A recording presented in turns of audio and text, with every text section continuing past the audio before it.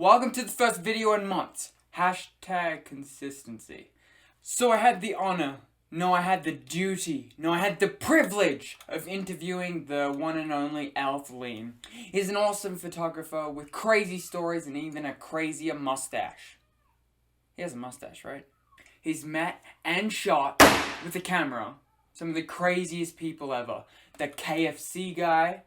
He cooks up Kentucky Fried Chicken in his kitchen. Spock. Live long and prosper.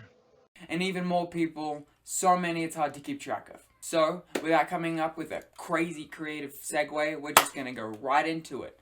In 5, 4, 3, 2... So, Thelin, I noticed on your page that you have photographed some amazing people like Ted Kennedy, Leonardo Nimoy, which is awesome, by the way. That is so cool. Can you tell me the story behind that and how that came about? Well, I've been a photojournalist for years, and then I just happened to be in right places at the right time sometimes. Like Ted Kennedy, he was at the University of Utah giving a speech, and I was a young photographer working for the Chronicle newspaper, which is the university's school newspaper. And so they said, go cover that for us. And of course, there's 500 other photographers there with big lenses and long telephoto and really nice stuff. And I've got a twin lens Yashica 2.25, and I'm like, I got to be really close. So I had to kind of climb up behind him and photograph him. And when I did, that's why you see if you have seen the photograph, it's kind of over his shoulder. And the lens was good enough that you can even read his notes. So, but that became the photograph, and it also became I don't know, I won a national news competition with that for college students. Oh, wow. So that's how that one happened. And Leonard Nimoy, he was here doing a fundraiser, and so we got to just meet with him and talk with him and other stars, and but that's, you know, in the 80s, so it's a long time ago. So, and then there's others. I spent an evening with Jay Leno, sitting in a bar with him because he came for American Hot Wax, which is a movie he was in, and it was a premiere here in Salt Lake. And so after that, after the premiere, they said, well, let's go interview him.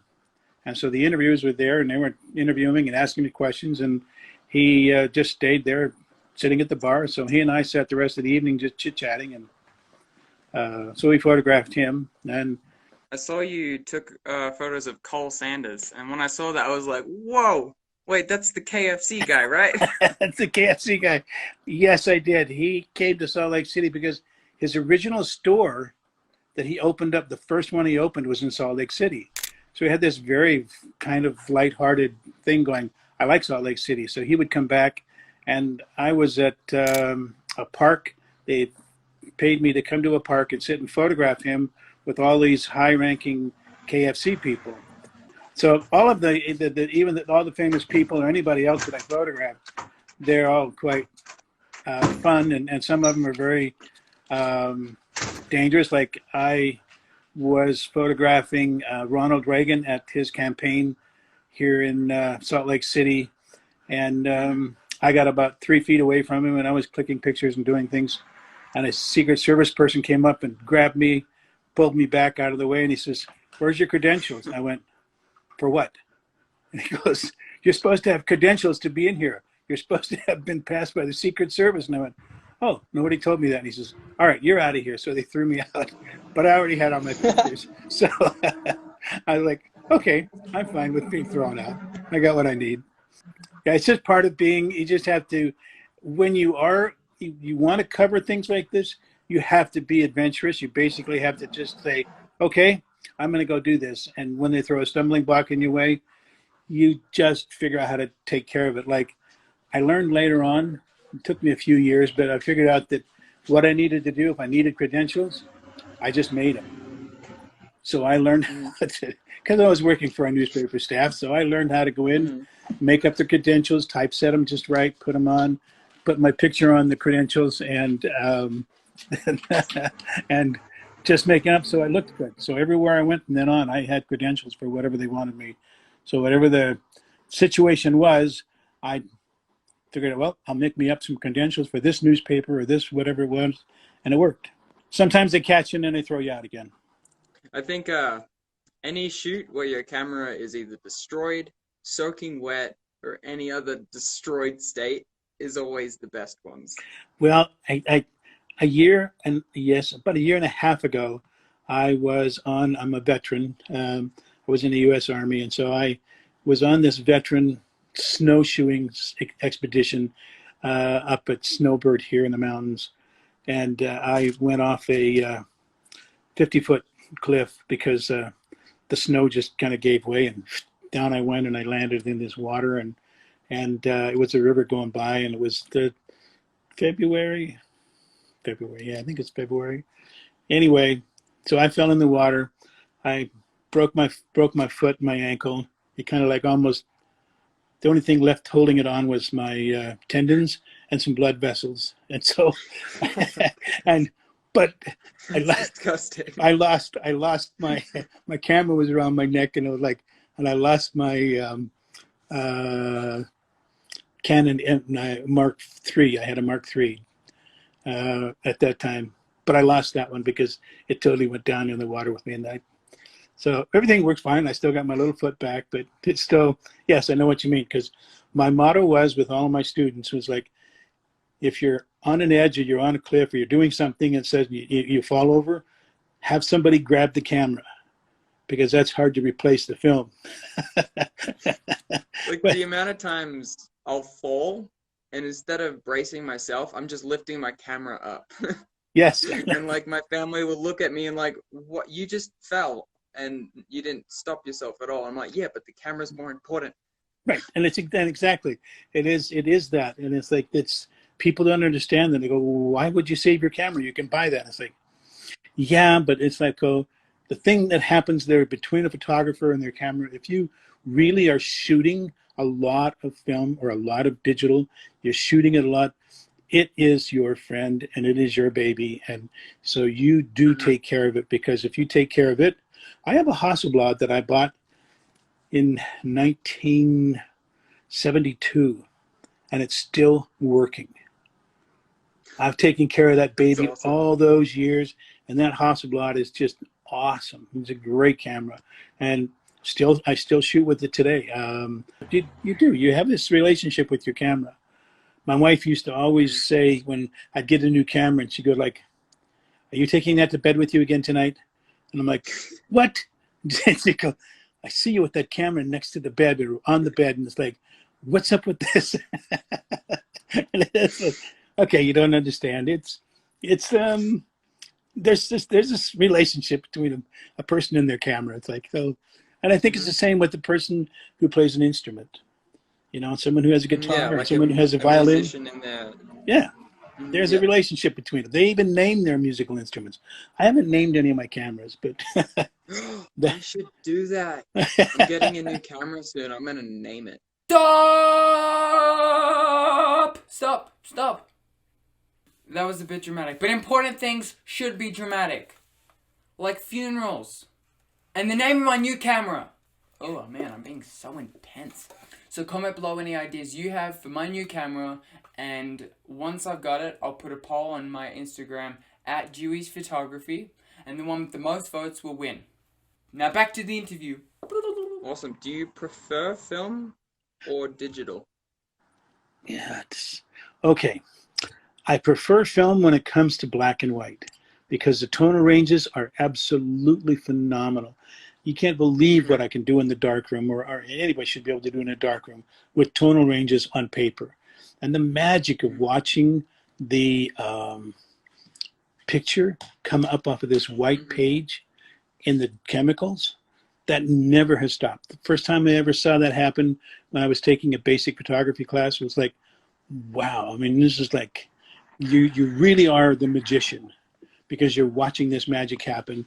And still, I can go in the darkroom tomorrow or today and watch that stuff pop up, and I'm still just as excited to see that image pop up as I was the first time. There is that magic, and it never goes away. But color, oh, I love my digital because it's so great to look at the back and go, oh, okay, I think I got this. So I'd like to change this, and I change that.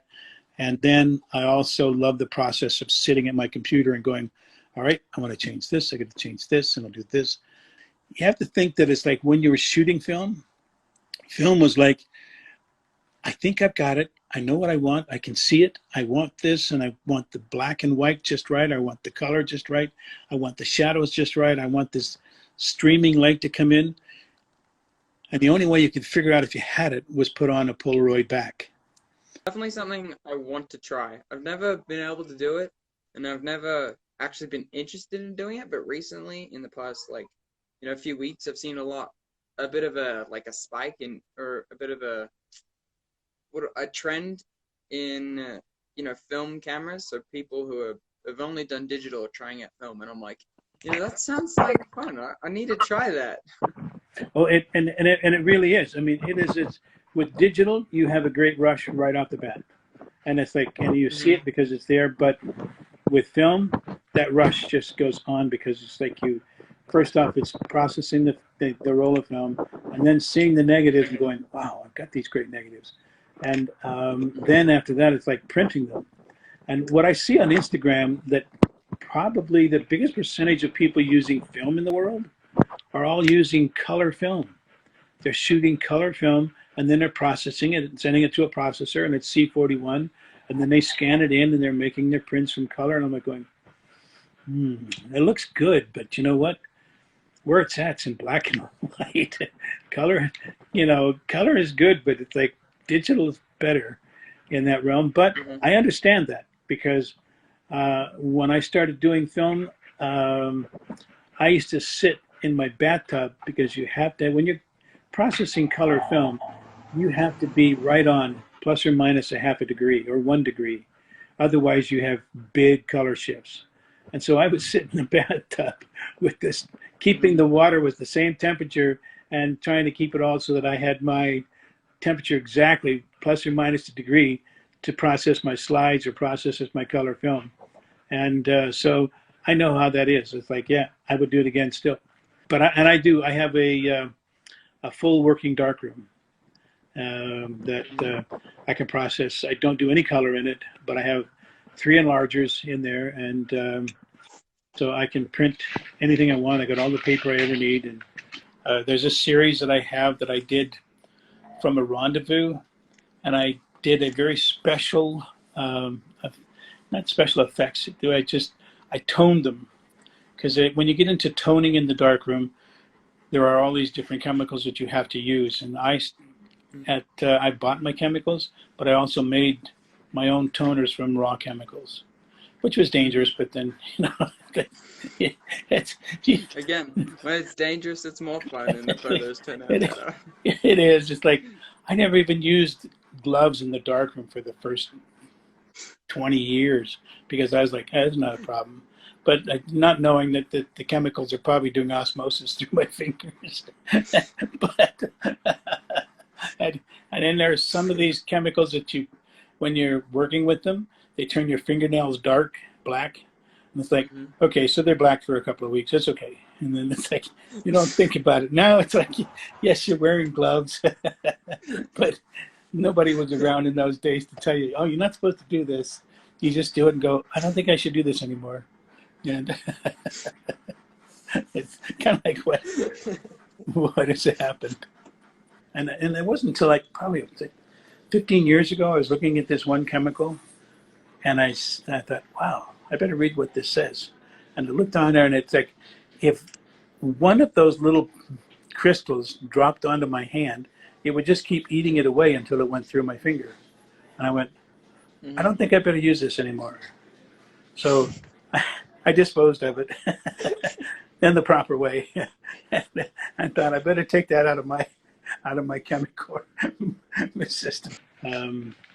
Got good stereo music in there because that's the most important part of any photographer.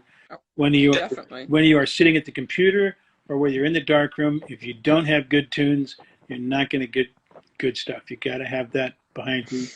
And then the next thing is that you've got to have a little refrigerator with drinks and snacks keep you going, because sometimes you're there for a long time. So Mhm. when you get those things going, the creative juices really flow. I sometimes when I'll do a shoot, I'll listen to the same music and songs that I do when I take the photos, and then I repeat it when I edit it. And I don't know, whenever I do that, they always turn out better. Oh yeah, no, It's a bit of a, that's an awesome way to do it, and we have that capability of being able to do that. Back when the early days, it's like, yeah, you had to turn on a cassette tape and play that in a boombox before you could hear it. I think we'll end off with one last question. What is the greatest experience that you've had through photography? You don't really think that you're going to be standing in waist high in water taking pictures while the Indians are running behind you on horses and the cavalry in front of you, and I having to do 360s and turn around and photograph them again, and turning and shooting, and I'm loading film Yeah.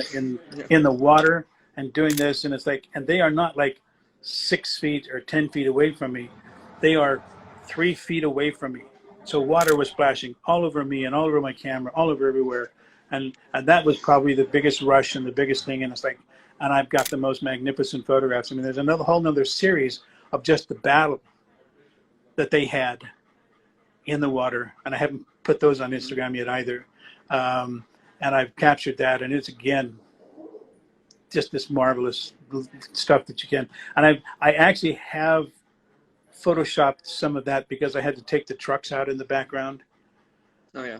That's a long story, but there was FBI trucks all over the background because this was an Indian uprising kind of thing, and so they were all over. So we had to take the trucks out of the background so that we wouldn't see this Indian battle with these black SUVs that they put in. But I think that's it. I think that's probably the most memorable and fun and most exhilarating experience, because it's a rush that you can't ever. I don't know if I'll ever get to do it again.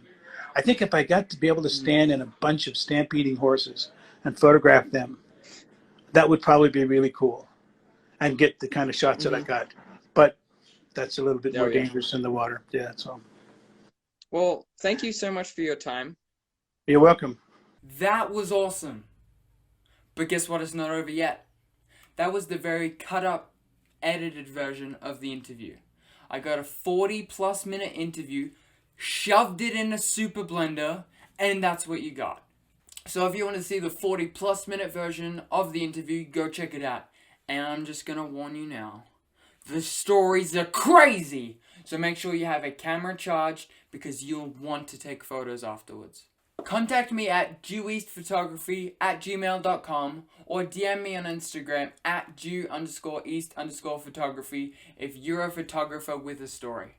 I don't care how good you think you are, how popular you think you are. If you have a story, I want to hear it. Thank you for watching, and I'll see you in the next video. Peace! I feel like Peter McKinnon when I do that. Peace! Smash that like button, 2020 style.